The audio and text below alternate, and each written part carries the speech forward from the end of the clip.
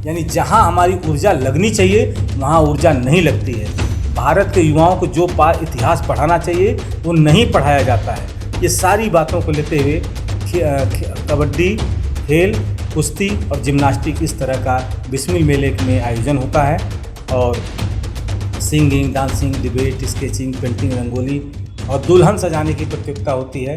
आपको आश्चर्य होगा कि क्रांतिकारी और दुल्हन से क्या संबंध है। उसके पीछे लॉजिक है कि हम विभिन्न भाषी के हैं और हमारे पास अनेक प्रांत हैं, अनेक। नमस्कार, व्यक्ति विशेष देख रहे हैं आप। मैं हूं आपके साथ आदित्य त्रिपाठी। व्यक्ति विशेष में आज हमारे साथ बीजेपी नेता और साथ ही सामाजिक कार्यकर्ता ब्रिजेश राम त्रिपाठी जी हैं। तो त्रिपाठी, सबसे पहले तुम्हारे चैनल पे आपका बहुत बहुत स्वागत है। नमस्कार, आपको भी बहुत बहुत धन्यवाद। सर, व्यक्ति विशेष में थोड़ा सा हम आपके व्यक्तिगत जीवन के बारे में जानेंगे, तो थोड़ा सा अपने बारे में बताइए कि परिवार में कौन कौन है और पढ़ाई आपने कहाँ से कर रखी है, थोड़ा सा। मेरे परिवार में मेरा पूरा परिवार है, सभी लोग हमारे साथ ही रहते हैं। माता पिता अब इस दुनिया में नहीं हैं, पत्नी है, बिटिया है, 2 बालक हैं। बिटिया मेरी MSc कर रही है और दोनों बालक इस साल इंटर पास किए हैं और आगे की परीक्षा की तैयारी।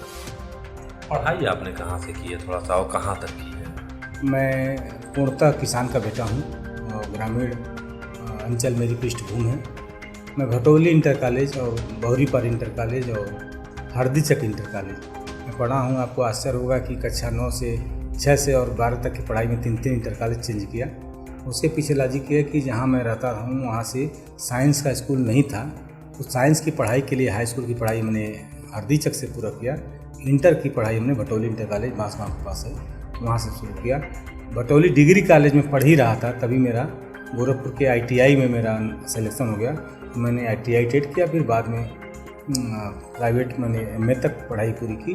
और कानपुर में मैं एक LML कंपनी थी जिसमें स्कूटर बनाया जाता था, उसमें क्वालिटी कंट्रोल इंस्पेक्टर के नाम पर मेरा चयन हो गया और मैं वहाँ पर एक अलग अपने जीवन के 4-5 वर्ष हमने कानपुर में बिताए। इतनी अच्छी जब सब कुछ चल रहा था, फिर ये राजनीति में आने का कब सोचा आपने? देखिए, मैं राजनीति में कभी नहीं आया था और राजनीति मेरी टेस्ट नहीं है। राजनीति मेरी मजबूरी है, क्योंकि भारत में अगर आपको अपनी बात रखनी है, भारत में अगर किसी व्यवस्था में परिवर्तन लाना है, तो आपको निश्चित रूप से राजनीति में आपकी दखलंदाजी होनी चाहिए। यद्यपि कोई भी सामाजिक परिवर्तन, देश में क्रांति कोई भी राजनीतिक दल नहीं लाते हैं। देश में क्रांति, सामाजिक परिवर्तन उस देश का समाज लाता है और ख़ास करके युवा वर्ग लाता है। ये जानते हुए भी कि हम युवा वर्ग थे और युवा वर्ग के मैंने संगठन का काम आगे किया है, वो हम आपको बताएंगे भी। लेकिन राजनीति में तो मैं बाद में आया। राजनीतिक जीवन मेरा केवल मात्र 6 साल का है और सामाजिक जीवन मेरा 26 साल का है। कुल मिलाकर 33 साल मेरा राजनीतिक जीवन है। मैं मात्र 14 साल की उम्र में सामाजिक विद्यार्थी जीवन में रहते हुए, मैं साइंस का विद्यार्थी था, तब मैं सामाजिक जीवन में आ गया था। सामाजिक जीवन में जब आए थे तब आपने सोचा था कि राजनीति में जाना है, और आप विश्व हिंदू परिषद से भी जुड़े रहे। जी, मैं साइंस का विद्यार्थी था, मैंने पहले बताया।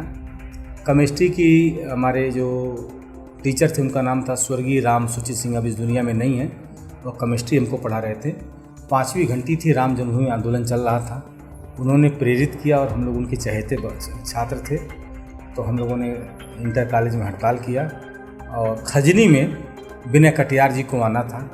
हम लोग वहाँ से हड़ताल करने के बाद साइकिल से खजनी से बांसगांव की दूरी 10 किलोमीटर है। हम लोग 11 में पढ़ रहे थे, सीधे हम लोग यहाँ पर आए खजनी, और वहीं से हम बजरंग दल से जुड़ गए। बजरंग दल से जुड़ने के बाद राम जन्मभूमि आंदोलन चल रहा था। पहला कार्यक्रम जो संकल्प भराया गया था 89 में, जिसमें जिससे राम जन्मभूमि मुक्ति यज्ञ संघर्ष समिति के अध्यक्ष पूज्य महंत गोरक्षपीठाधीश्वर ब्रह्मलीन उसके अध्यक्ष थे। उस अभियान में, उस कार्यक्रम में हम लोग पहली बार यहाँ से साइकिल से अयोध्या गए थे। और जो हमारे 11 छात्र हम लोग साइकिल से अयोध्या गए थे, उसमें से एक गोरखपुर में प्रोफेसर दिग्विजय नाथ मौर्य हैं, DN मौर्य, वो वर्तमान में यूनिवर्सिटी में प्राचीन इतिहास विभाग के विभाग अध्यक्ष भी हैं। और एक हमारा जो मित्र है वो देश का जाना माना वामपंथी लेफ्टी हो गया और बढ़िया लेखन का काम करता है। रामू दुबे नाम है। एक उसमें से राम जन्मभूमि आंदोलन का जो स्वयंसेवक है वो क्या नाम है, जो जिला पूर्ति अधिकारी होते हैं खाद्य, मतलब सभी पढ़ने वाले छात्र थे। आज किसी न किसी अच्छे मुकाम पर हैं और हम लोग उसी समय राम जन्मभूमि आंदोलन से जुड़े। बाद में चलकर मैं विश्व हिंदू परिषद का संगठन मंत्री हो गया। हमको लगा कि राम के काम के लिए, दरअसल मेरे नाम के आगे ब्रिजेश राम त्रिपाठी लिखा है, तो हम लोग ब्राह्मण वर्ग में राम घराना मेरा गोत्र है, मैं श्रीमुख सांडिल गोत्र है, हम लोग राम घराना में आते हैं। तो हमको लगा कि राम के हमारे वहाँ रामचरितमानस और राम की कथा और सुंदरकांड कक्षा उम्र में 6-7 में जो हम लोगों की उम्र है, हमारे गांव में रामचरितमानस झूम कर सारे बच्चे गाते हैं। तो राम की कल्पना, राम जन्मभूमि आंदोलन, बजरंग दल, वो सब कुछ टैली कर गया और हम चल पड़े उसी आंदोलन में। तो पढ़ाई करते हुए भी हम बजरंग दल के काम में आए, फिर विश्व हिंदू परिषद के पूर्णकालिक कार्यकर्ता के रूप में, जिला संगठन मंत्री के रूप में काम आए और ये काम कर ही रहे थे। राम जन्मभूमि आंदोलन में मैं 6 बार जेल गया।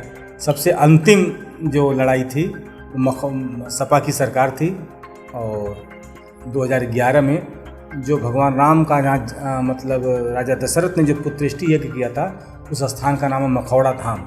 तो मखौड़ा धाम में ही जो है आंदोलन हुआ था। तो उस आंदोलन का नेतृत्व करने का अवसर हमको संगठन ने दिया था। तो अंतिम बार जो हम लोग जेल गए थे फैजाबाद जेल में, वो 2011 में गए थे। 6 बार हमारा राम जन्मभूमि आंदोलन के नाते जेल जाना हुआ। बीजेपी में आप कब आए थे? बीजेपी में हमारा जो यात्रा है वो 2014 के बाद, 2014 में हम लोग बीजेपी में मैं आ गया था। वो भी संगठन ने निर्णय लिया कि आपको राजनीतिक क्षेत्र में काम करना चाहिए, आपको ज़रूरत है, तो हम लोग आए। और तब से आदरणीय उपेंद्र जी जो इस दुनिया में नहीं है, उनके टीम में मैं क्षेत्रीय कार्यालय मंत्री का काम किया। उसके बाद आदरणीय डॉक्टर धर्मेंद्र जी की टीम में क्षेत्रीय मीडिया प्रभारी का पूरा एक टर्म काम किया और बीजेपी में मुझे 6 साल। बीजेपी में 6 साल। अच्छा, जब आप बता रहे हैं राम मंदिर आंदोलन से आप जुड़े थे, कुछ ऐसा जो लोग ना जानते हो उस विषय के बारे में, कुछ ऐसी कुछ बातें हैं राम मंदिर से जुड़ी? देखिए, अभी राम मंदिर आंदोलन के बारे में ये घटना है 30 अक्टूबर और 2 नवंबर को। 30 अक्टूबर और 2 नवंबर को सपा की सरकार थी, मुलायम सिंह ने गोली चलाया था राम भक्तों पर और कलकत्ता के 2 कोठारी बंदूक उसमें बलिदान हुए थे। और उसके अलावा बहुत लाखों की संख्या में लोग हताहत हुए थे और ये अनुमान लगाना कठिन था कि कितने लोग मारे गए। क्यों कि पूरे देश का हिंदू समाज, पूरे देश के युवा वर्ग बजरंग दल के नाते और हिंदुत्व के नाते और अपने आराध्य भगवान रामलला की जन्मभूमि पर भगवान की मर्यादा के अनुसार चक्रवर्ती सम्राट के वो पुत्र थे राजा दशरथ जी के, और उनका व्यक्तित्व पूरी दुनिया के लिए था। ऐसा एक बड़ा मंदिर बनना चाहिए, इस नाते पूरा हिंदू समाज ये चाह रहा था कि भगवान राम का मंदिर बने। तो पूरे देश से आए थे, विभिन्न भाषा भाषी, केरल तक के लोग आए थे, दक्षिण भारत से लोग आए थे। और ऐसे में जब गोलीबारी हुई तो बड़ी तादाद में लोग मारे गए और पूरा समझिए सरजू नदी लहूलुहान हो गया था। और उस समय जब मुझे अयोध्या की तरफ जाना था तो खजनी से हम लोग लगभग पैदल अपने हमारे स्कूल के जो गुरुजी थे उन लोगों के साथ हम लोग निकले थे। मैं बच्चा था, विद्यार्थी था, 16-17 साल का, लेकिन मैं संकल्प लिया था कि अयोध्या पहुंचूंगा। मैं नहीं पहुंच पाया, लेकिन मेरे गांव के जो इंग्लिश मुझे पढ़ाते थे और मेरा छोटा भाई और 2-3 लोग और पहुंचे थे और उस लाइन में थे जिस लाइन में गोली चली थी। और हमारे जो मैथ के टीचर थे उनका नाम था AP सिंह, अद्या प्रसाद सिंह, वो भुशौल के रहने वाले थे, उनको गोली लगी थी और मेरा भाई भी उसी लाइन में था। वो घटना हमको आज तक भूलती नहीं है। और 6 अक्टूबर, 30 अक्टूबर और फिर 2 नवंबर के बाद फिर 6 दिसंबर का वो था जब वो ढांचा गिरा था। ये 3 दिन का जो हम लोगों का आंदोलन था। कई बार मेरे घर पर पुलिस छापा मारा करती थी और हम बहुत कम उम्र के थे। हमको राम ज्योति लेकर मैं थाने के सामने से गुजरता था, पुलिस पकड़ती इस नाते नहीं थी, पुलिस हमको अंडर एस्टिमेट कर रही थी, ये लड़का ये क्या जाने। और इस लोग जानबूझकर हमारे लड़के होने का ही लाभ हमको पकड़ाते थे कि झोला में राम ज्योति डालकर मैं सीधे थाने के रास्ते से गुजरता था और उसी हिंदू समाज के घर घर जाकर दीपावली के दिन उसी राम ज्योति से दीप जलानी थी। तो वो जैसे इतना उमंग था और इतना राम के लिए, हिंदुत्व के लिए काम करने की वो था। पूरी रात हम लोग ठंडक में गुजारते थे, पूरी रात हम लोग चलते थे। अक्टूबर नवंबर का महीना था, गांव में अक्टूबर नवंबर के महीने में शाम को ही ठंडक लगना शुरू हो जाता है, क्योंकि वो था और हम लोग उसी में काम करते थे और बहुत एक तरह से रोमांच पैदा होता था। हम लोगों को अच्छा लगता था कि राम के काम में हम लोग हमारे हैं। एक नारा था, जिस हिंदू का खून न खौला खून नहीं हो पानी है, जन्मभूमि के काम न आए वो बेकार जवानी है। ऐसे गगनभेदी नारे और एक से एक हिंदुत्व को जगाने वाले गर्मजोशी के नारे बजरंग दल के बैनर के नीचे हम लोग लगाया करते थे। रात को दीवार लेखन किया करते थे, आनंद आता था। उस आंदोलन का इतना हमारे जीवन पर प्रभाव पड़ा कि राष्ट्रवाद की तरफ मैं पूरी तरह से मेरा मन मस्तिष्क घूम गया। मैं जब कानपुर में नौकरी करने गया तो अभी मैं टिक नहीं पाया, 5 साल में नौकरी छोड़कर चला आया, फिर उसी काम में मैं लग गया। व्यक्तिगत जीवन में हम जब भी मैं सोचता हूँ, जब भी मैं जगता हूँ, मुझे केवल राष्ट्रवाद दिखता है और मुझे भारत माता के लिए या वंदे मातरम के लिए या भारत के उन सभी लोगों ने के लिए कि जो हमको आज़ादी मिली है, जिन लोगों ने अपने प्राणों की आहुति देकर अपनी आज़ादी दिलाया, सबके प्रति मुझे लगता है कि भारत के हर बच्चा को, हर नागरिक को कृतज्ञ होना चाहिए। ठीक उसी प्रकार से जैसे हिंदू समाज अपने राम के लिए रहता है और मुस्लिम समाज अपने इस्लाम के लिए रहता है, ईसाई समाज अपने गिरजाघर और अपने यीशु के लिए रहता है, उसी प्रकार से हर भारतवासी को राम प्रसाद बिस्मिल, ठाकुर रोशन सिंह, राजेंद्र नाथ लाहिड़ी, मनमोहन नाथ गुप्ता, अशफाक उल्लाह खान, इन जैसे आज़ाद, भगत सिंह, ऐसे जैसे लाखों असंख्य क्रांतिकारी जिन्होंने भारत माता को आज़ाद कराने के लिए जवानी से पहले आंदोलन में कूद कर अपने प्राणों की आहुति दी, उनके प्रति कृतज्ञता ज्ञापित करना चाहिए। ये सारा जो पृष्ठभूमि मेरे दिमाग में आया वो बजरंग दल विश्व हिंदू परिषद के संगठन के काम करने आते, जो राम ही राष्ट्र हैं और राष्ट्र ही राम है, ये जो भाव हमको जगा माननीय अशोक सिंघल जी के नाते और आचार्य गिरिराज किशोर जी के नाते। बहुत ऐसे विश्व हिंदू परिषद में पदाधिकारी हुए जिनके बारे में लोग जानते ही नहीं, संत थे लोग, अब पूरा जीवन उन्होंने समर्पित किया। तो उनके सानिध्य में रहने के कारण और बाल्यावस्था होने के कारण, किशोरावस्था के होने के कारण धीरे धीरे उनके आहार, उनके आचार, उनके विचार, तीनों का हम लोगों के मन मस्तिष्क पर गहरा प्रभाव पड़ा और हम लोग उसकी तरफ बढ़ गए। अच्छा, आप एक जैसे शहीदों की बात कर रहे थे, हमारे देश के जो नायक रहे, आप पंडित राम प्रसाद बिस्मिल जी के नाम से एक शहीदों के लिए मेला भी लगवाते हैं, वो क्या, थोड़ा सा उस बारे में बताइए। देखिए, हम लोग अपनी पुस्तकों में पढ़ते हैं, शहीदों की चिताओं पर लगेंगे हर बरस मेले, वतन पर मरने वालों का बाकी यही निशा होगा। लेकिन आज तक हमने कहीं ये नहीं सुना था कि भारत के किसी भी ज़िले में, किसी भी कोने में शहीदों का मेला लगता है। तो मेरे जहन में आया कि जिन भारत माँ के वो लाल जो 23 साल की उम्र में, 16 साल की उम्र में, 9 साल की उम्र में अपने प्राणों की आहुति दे दिया देश की आज़ादी के लिए, उनके लिए केवल किताबों में एक 15 अगस्त, 26 जनवरी, 2 अक्टूबर के दिवस ही हम भारत माता की जय और उनको जय घोष के नारे लगाएं, ये बेईमानी होगी। और इस नाते मेरे दिमाग में आया कि एक शहीदों का मेला गोरखपुर में लगना चाहिए। तो शहीदों का मेला किस नाम से लगना चाहिए, जब इस पर विचार हम लोगों ने किया तो तय हुआ कि पंडित राम प्रसाद बिस्मिल को गोरखपुर की इसी जेल में, जो अब मंडली जेल के रूप में देखा जाता है, जाना जाता है, 19 दिसंबर 1927 को प्रातः 6:30 बजे अंग्रेजों ने उनको फांसी पर लटकाया था। तो तय हुआ कि पंडित राम प्रसाद बिस्मिल बलिदानी मेला एवं खेल महोत्सव आयोजन समिति के नीचे बैनर तले हम सभी देश के ज्ञात और अज्ञात क्रांतिकारियों, बलिदानियों और सीमा की रक्षा करते हुए शहीद हुए सैनिकों के सम्मान में हम ये मेला लगाएंगे। और एक विडंबना और था कि हमारे देश में दुनिया की जो सबसे रिचेस्ट खेल संस्था है, भारतीय क्रिकेट कंट्रोल बोर्ड और ICC, उसका सर्वाधिक धन हमारे भारत से जाता है। और जबकि वो हमारे विश्व कप के जबकि हमारे वो ओलंपिक खेल का हिस्सा नहीं है, यानी जहां हमारी ऊर्जा लगनी चाहिए वहां ऊर्जा नहीं लगती है। भारत के युवाओं को जो इतिहास पढ़ाना चाहिए वो नहीं पढ़ाया जाता है। ये सारी बातों को लेते हुए कबड्डी, खेल, कुश्ती और जिम्नास्टिक, इस तरह का बिस्मिल मेले में आयोजन होता है।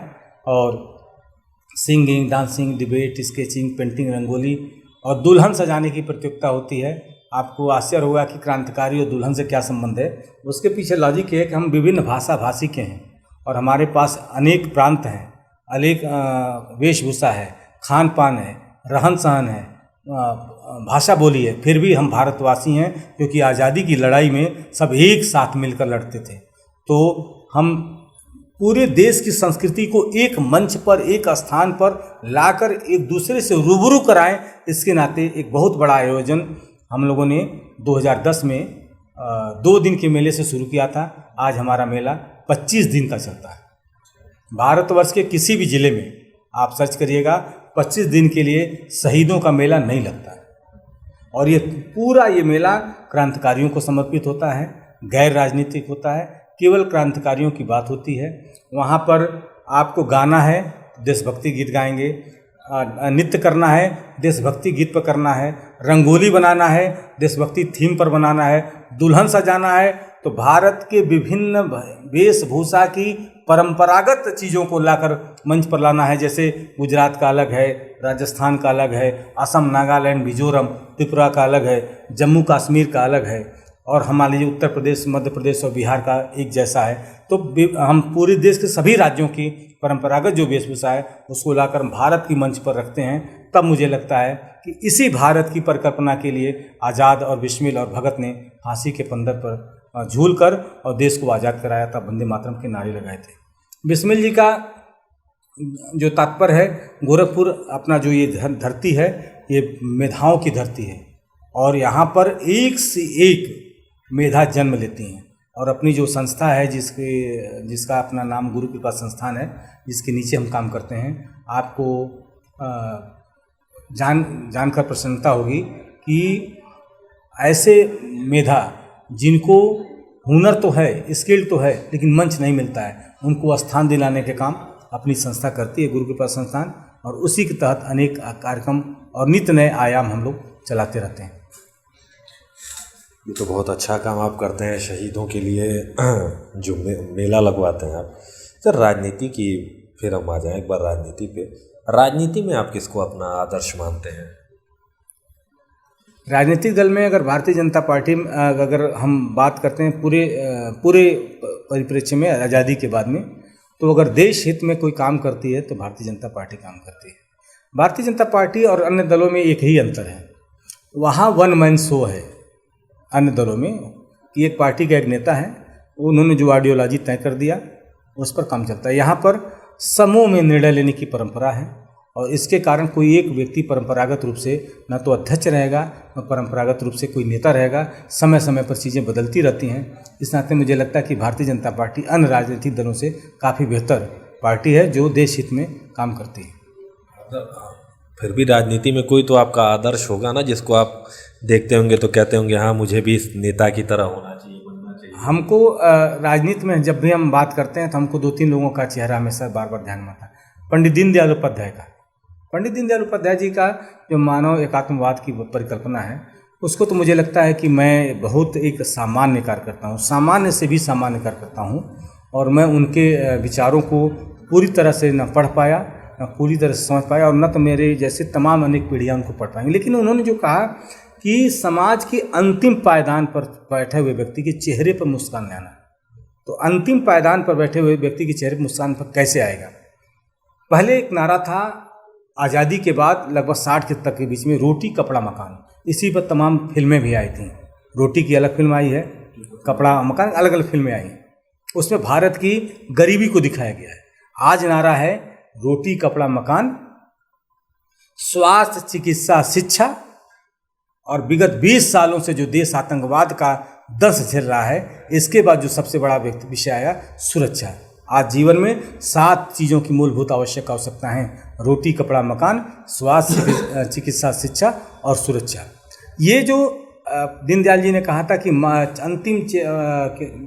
समाज के अंतिम पायदान पर बैठे हुए व्यक्ति के चेहरे पर मुस्कान लाना, तो निश्चित मान लीजिए कि किसी व्यक्ति के चेहरे पर मुस्कान तभी आएगा जब जीवन में उसके 7 चीज़ें होंगी: रोटी कपड़ा मकान, स्वास्थ्य चिकित्सा शिक्षा और सुरक्षा। ये 7 बिंदु की कल्पना 2021 में जो हम और आप बैठकर बात कर रहे हैं, वो दीनदयाल जी ने बहुत पहले कहा था। और दीनदयाल जी के बारे में मैं बहुत नहीं जानता, लेकिन थोड़ा सा मैं आपके चैनल के माध्यम से कहना चाहूँगा कि राष्ट्रीय स्वयंसेवक संघ की स्थापना सन 1925 में डॉक्टर केशवराम बलराम हेडगेवार जी ने किया था नागपुर में। उसके बाद संघ के जो द्वितीय सरसंघचालक थे, जिनको सभी लोग उपाख्य के रूप में श्री गुरु जी के नाम से जानते हैं, उनका पूरा नाम था माधवराव सदाशिवराव गोलवलकर। श्री गुरुजी के नाम से वो मशहूर थे। तो डॉक्टर साहब के बाद द्वितीय सरसंचालक श्री गुरुजी हुए।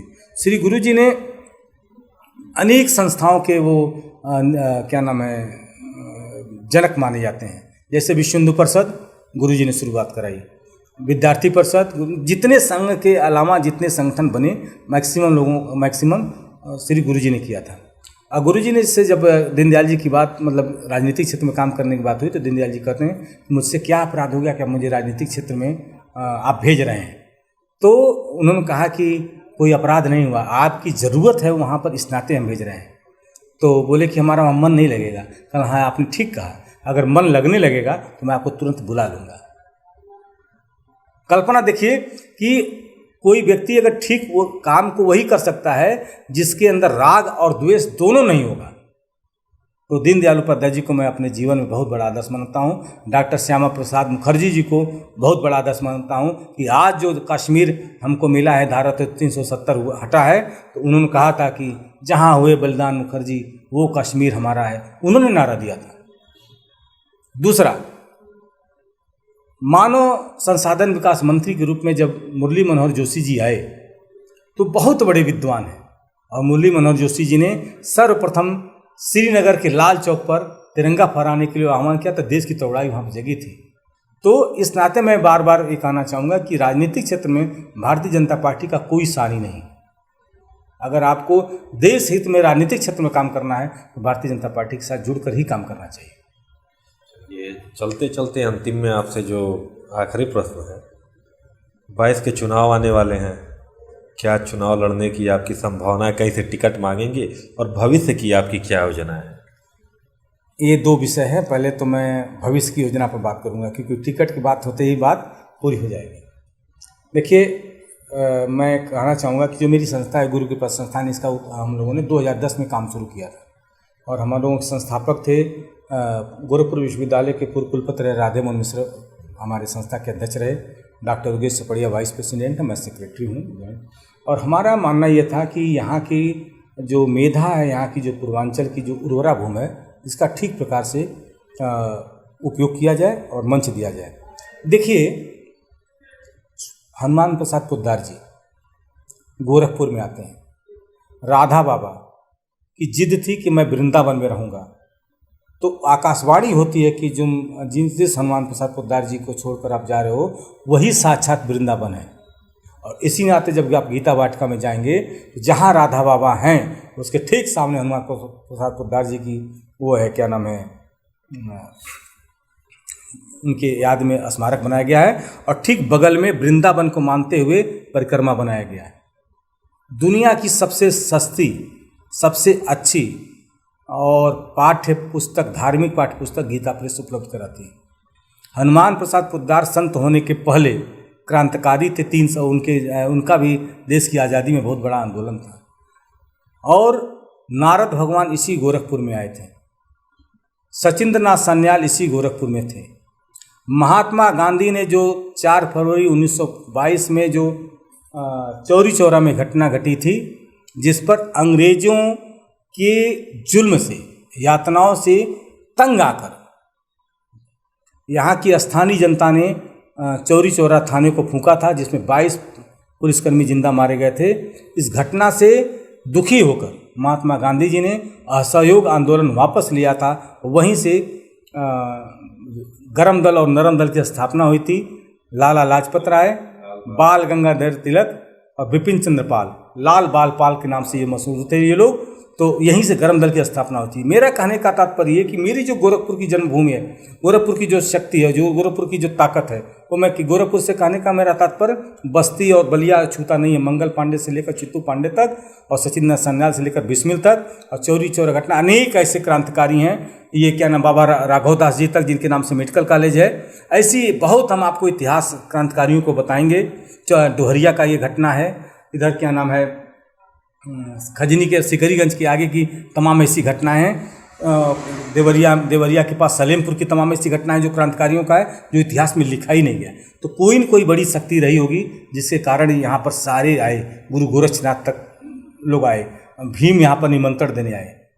तो हम इतिहास के मामले में हम राष्ट्रवाद के मामले में, हम सांस्कृतिक राष्ट्रवाद के मामले में गोरखपुर धरोहर है। इस धरोहर को जिंदा रखना हमारी पहली प्राथमिकता है और यहाँ के मेधाओं को उचित स्थान देना और इनको जो जिस योग्य है वहाँ उनसे मिला देना, संगम करा देना, ये हमारी पहली प्राथमिकता, ये मेरा सामाजिक अभियान है। और मेरी एक तमन्ना और है कि भारत के जितने क्रांतिकारी हैं उनके मैं ये नहीं कहता कि भारत की जितनी सरकारें बनी हैं अब तक, और मैं वर्तमान प्रधानमंत्री नरेंद्र मोदी जी को इस बात के लिए धन्यवाद देना चाहूँगा कि चलिए उनके और पूज्य योगी जी के नेतृत्व में इस बार चौरी चौरा को शताब्दी वर्ष के रूप में लिया गया। 100 साल के होने पर उन्होंने डाक टिकट जारी किया, सीधे इस कोरोना काल में भी चौरी चौरा का सुध लिया।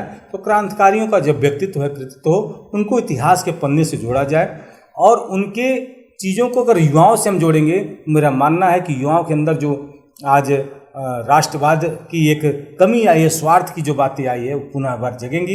इस अभियान में हम लगे हुए हैं और इसी अभियान को हम आगे बढ़ाते रहेंगे जब तक ताकत रहेगी शरीर में, क्योंकि एक ही ब्रिजेश से राष्ट्रवाद पूरा नहीं होगा, अनेक ब्रिजेश लगेंगे। इसके पहले भी अनेक आज़ाद बिस्मिल लगे हैं, तो उनके पद चिन्हों पर चल पाऊँ, ये मेरा प्रयास है। अब आइए राजनीति की बात जो आपने पूछा है। अगर आदमी राजनीति करता है तो मेरा मानना है उसे स्पष्ट रूप से चुनाव लड़ना चाहिए। अगर चुनाव नहीं लड़ा तो नेता क्या, दंगल नहीं लड़ा तो पहलवान क्या, कंपटीशन नहीं बीट किया तो विद्यार्थी का, उद्यमी अगर फैक्ट्री नहीं लगाया तो उद्यमी क्या, व्यापार में अगर क्या नाम व्यापारी अगर टैक्स नहीं भरा और लेन देन नहीं किया और आया और गया नहीं तो व्यापार क्या।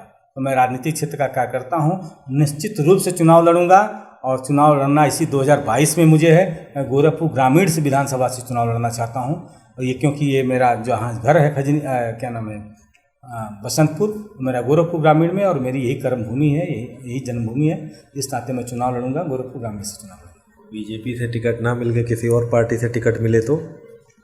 पहली बात तो मैं भारतीय जनता पार्टी का सक्रिय कार्यकर्ता हूँ, तो मैं काडर बेस का कार्यकर्ता हूँ। निश्चित रूप से टिकट मुझे मिलेगी, वो देर होगा भले, लेकिन पार्टी मेरे बारे में सुध जरूर करेगी, क्योंकि देर की जो होता है ना वो बहुत देर से आए दुरुस्त आए, हम लोग बोलते हैं ना मुहावरा, वो निश्चित रूप से टिकट मीठा होता है, इंतजार का फल मीठा होता है। और ये एक पार्टी की भी मजबूरी होती है कि एक सीट पर 10-12 लोग मांगते हैं, तो स्वाभाविक है टिकट एक को मिलेगा।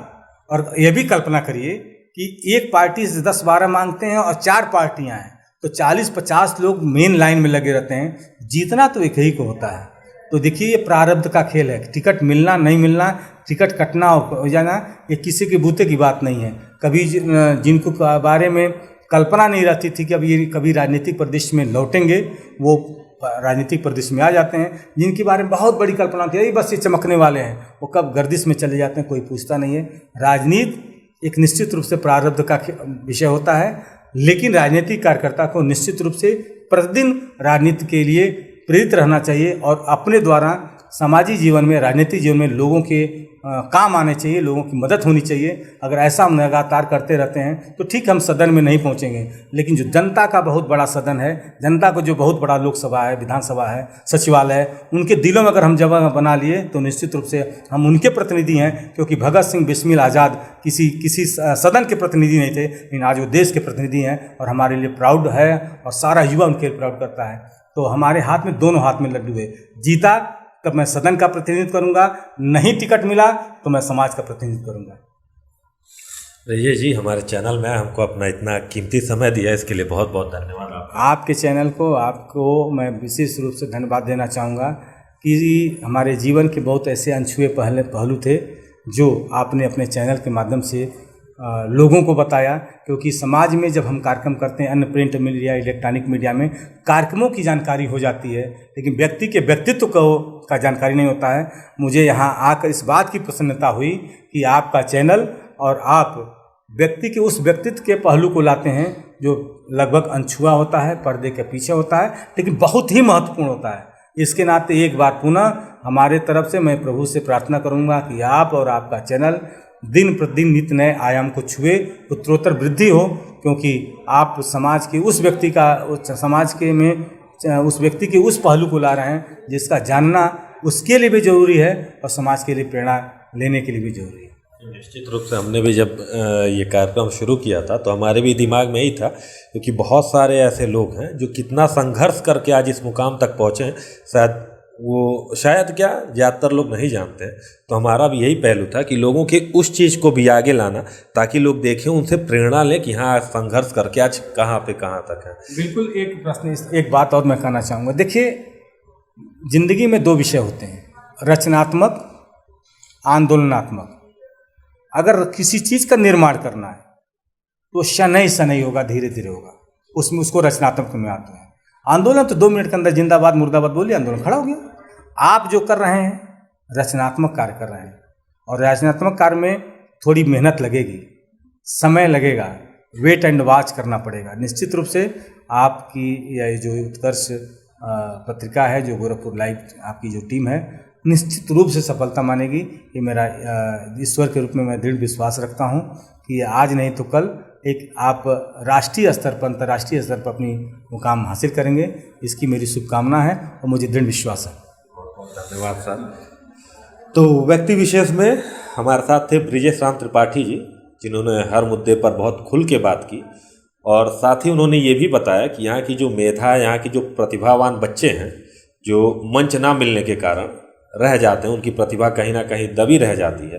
तो एक जो शहीदों के लिए एक जो मेला वो लगाते हैं, उसमें उन विद्यार्थियों को, उन प्रतिभावान बच्चों को, उनको मंच भी मुहैया कराते हैं, और उनका सपना भी है कि उन बच्चों को, बहुत जिनके अंदर प्रतिभा है, बड़ा मंच मिले इसी के माध्यम से। तो व्यक्ति विशेष में आज के लिए बस इतना ही। अगले अंक में फिर मुलाकात होगी, तब तक के लिए नमस्कार।